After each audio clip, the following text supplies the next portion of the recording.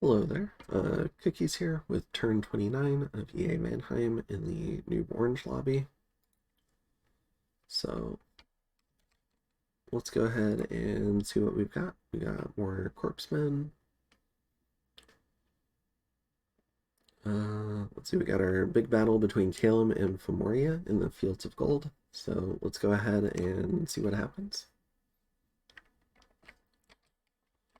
So we have a huge army, an ungeared Eagle King, an ungeared Devi of Darkness with Earth 4, Blood 4. Interesting with the blood access. Are there any gems or gear on this army? An amulet of breathing.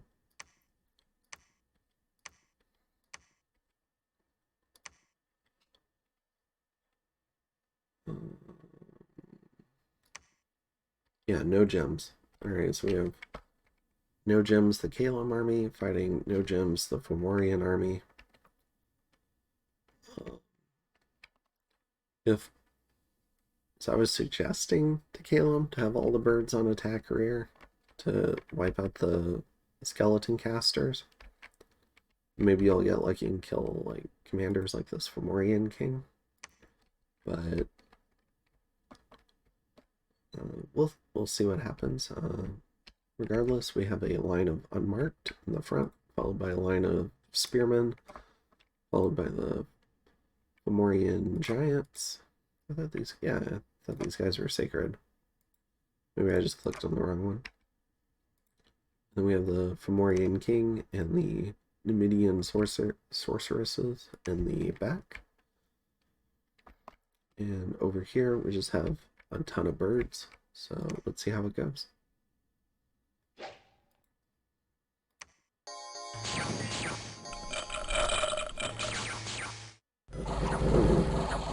So we're okay. So this is something I'm not a huge fan of. So we just yeeted one squad in immediately, whereas the other squads are waiting. So yes, it disrupts the formation, but you're also letting the entire Fomorian army fight one or two squads of birds, while the other, it looks like three, stay behind. So we're getting defeated in detail a little bit. And we're next to the birds now. Getting them on the mages. That's really good. I don't think Brave One's what you want here. It's probably just killing birds. I don't think it works on giants particularly well. But yeah, we can see the skeletons started cleaning up the birds reasonably quickly. And we have a Fomorian victory.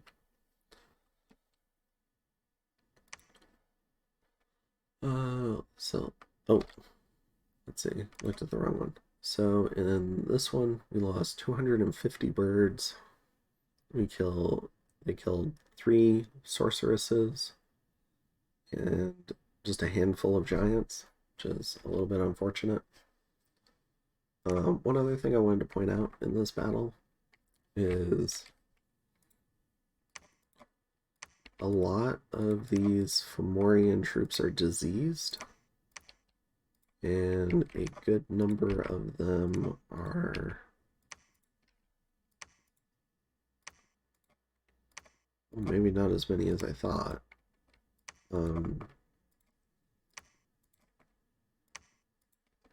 Maybe it's the replay thing from the update recently, but a lot of these troops were starving. So there was a number of them that were starving and diseased from supply issues. I don't think that's a replay thing. I think I'm just bad at clicking. Anyways, there was some disease and starvation problems. Let's go ahead and see them storming this. So it's just a small group of birds. Did any of the commanders run back here? No, doesn't look like it. So Okay, maybe I'm just imagining things, but I could have swore this army was starving. Huh. Some of them are definitely diseased, though.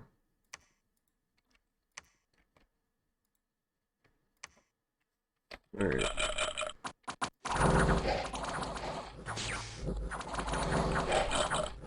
So they eat themselves into the middle, and they get surrounded and killed. And that's the end of the birds for this particular fort. On this turn, Caelum said it was okay if I went ahead and vultured. So what I'm going to do is I'm going to do a similar deal where I go ahead and vulture, and I'll send him the gold from the vultured provinces, just to kind of keep him funded for a capital defense. We'll see.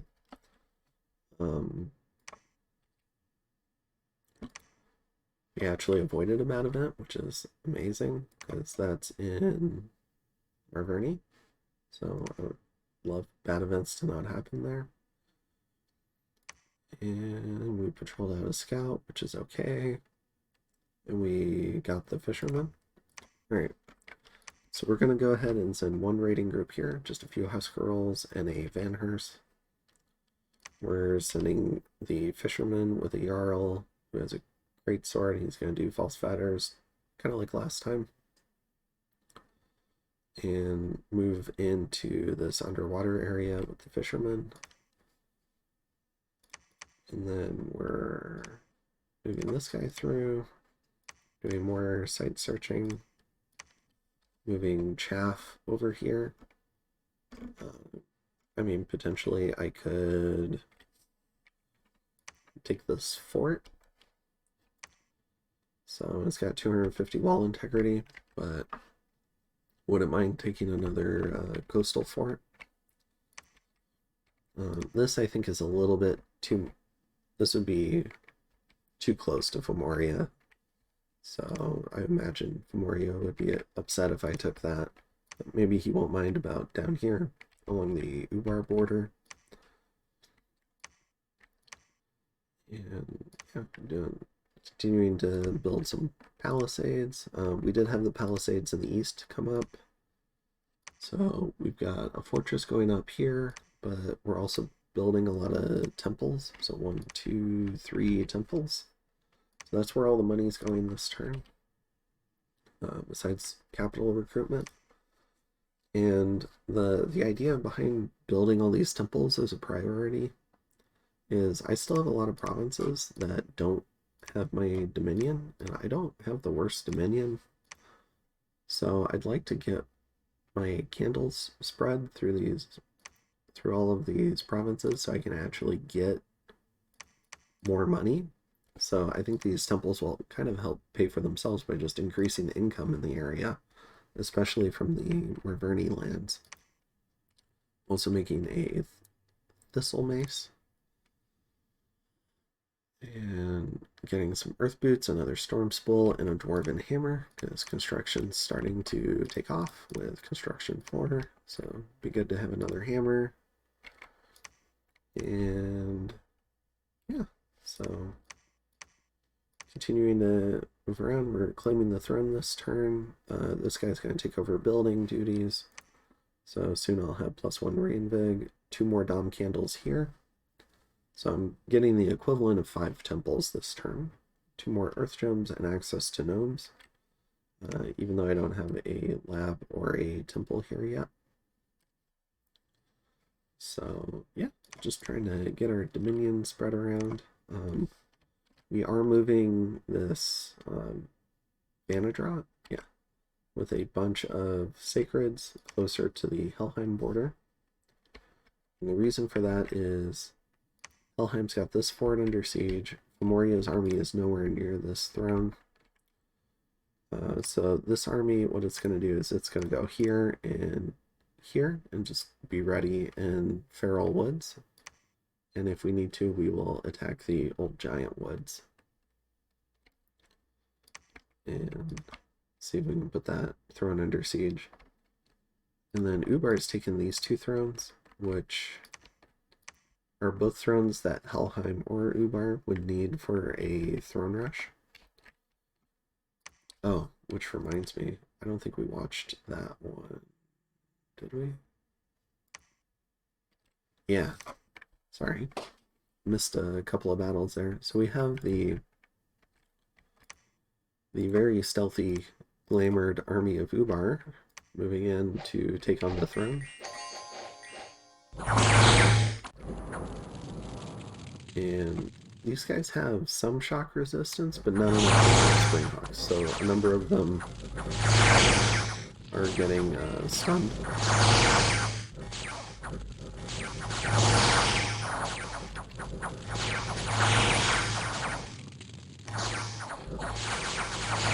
But they actually get a really good surround on the Titan, so they kill the Titan, which means the army's routed and dead.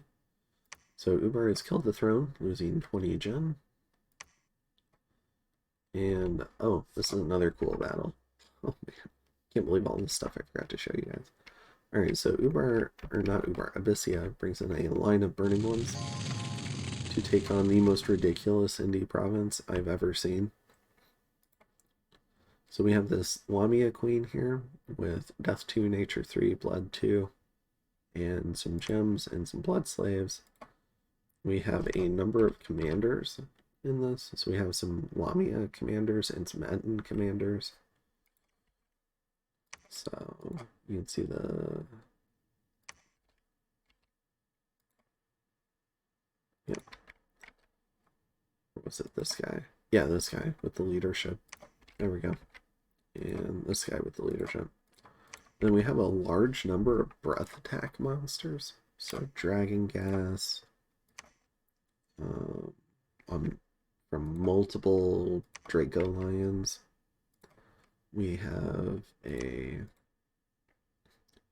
couple of Grotesques with Fire Breath. We have these Ettins, we have Sleep Vines, we have Valspawn, we have a Basilisk with a Gaze of Death. Just all the ridiculous Valspawn from this province. And so this is actually going to be a way harder battle for Abyssia than maybe Abyssia thought.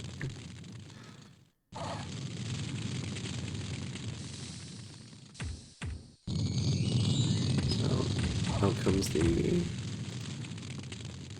Dragon Fire and Dragon Gas. Oh, they have different breath attacks. Goodness. Most of them are gas though. And we have Gaze of Death coming out.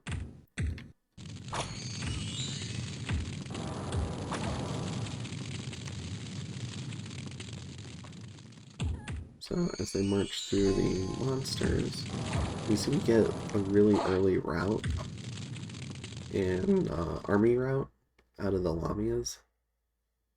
So this was a little bit surprising to me, considering like the amount of HP still on the field. It must have been an atrocious roll. And maybe all these monsters were in the same squad. I don't know, with like really bad morale. But I feel like Abyssia actually got really lucky here with this route, because I think these monsters were winning. They were just killing all of these burning ones. So I think they had a solid chance to kill the mages too.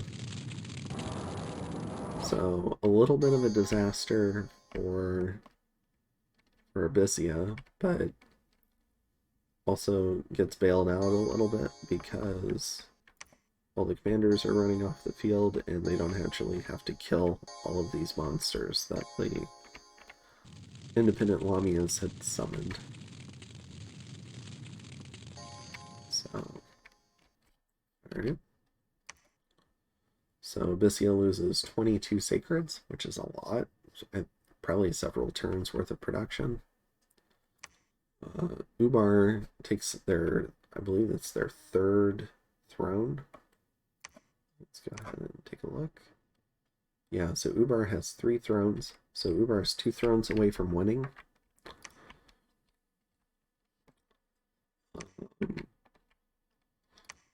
So let's see. So let's take a look. So Ubar has this one, and I believe this one from the Caelum War. So this is vulnerable until I get a fort up. And this is vulnerable.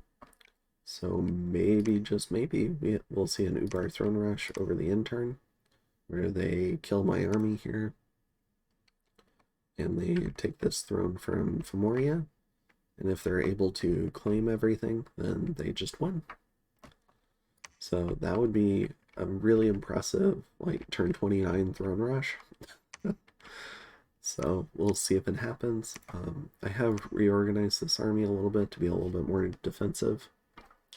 So I brought all the commanders closer in. I've surrounded them with Sacreds and Huskarls. And I reorganized the script a little bit in case the Divine Blessing caster gets assassinated.